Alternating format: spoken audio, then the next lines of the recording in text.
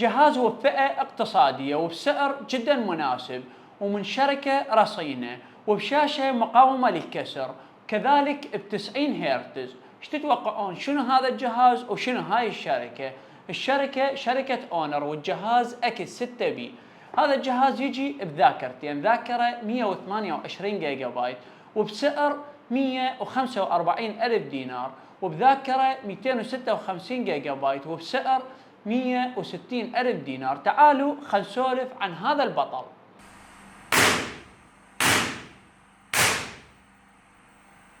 أول جهاز من شركة اونر ينزل بدون شاحنة، فقط كيبل الشحن. شاشة الجهاز مقاومة للكسر ب90 هرتز، وسطوع تحت أشعة الشمس 780 شمعة، وقياس الشاشة راح يكون 6.56 إنش.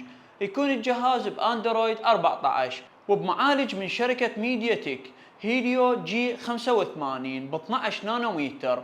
أما عن معالج الرسوميات مالي جي 52. اللطيف بجهاز اونر اكس 6 بي يكون بذاكرة عشوائية 6 جيجا بايت للذاكرتين، الذاكرة ال 128 جيجا بايت وللذاكرة ال 256 جيجا بايت. أما عن كاميرات الجهاز فيكون الجهاز بكاميرا رئيسية 50 ميجا بكسل وفتحة عدسة 1.8. أما الكاميرا الثانية 2 ميجا بكسل راح تكون للعزل فقط.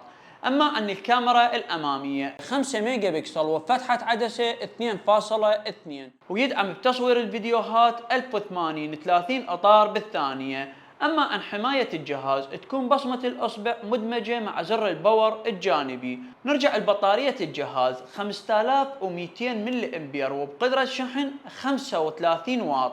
الألوان اللي راح تنزل بهذا الجهاز اللون الأسود واللون الأخضر القريب للزيتوني واللون البنفسجي واللون الأزرق القريب للسمائي.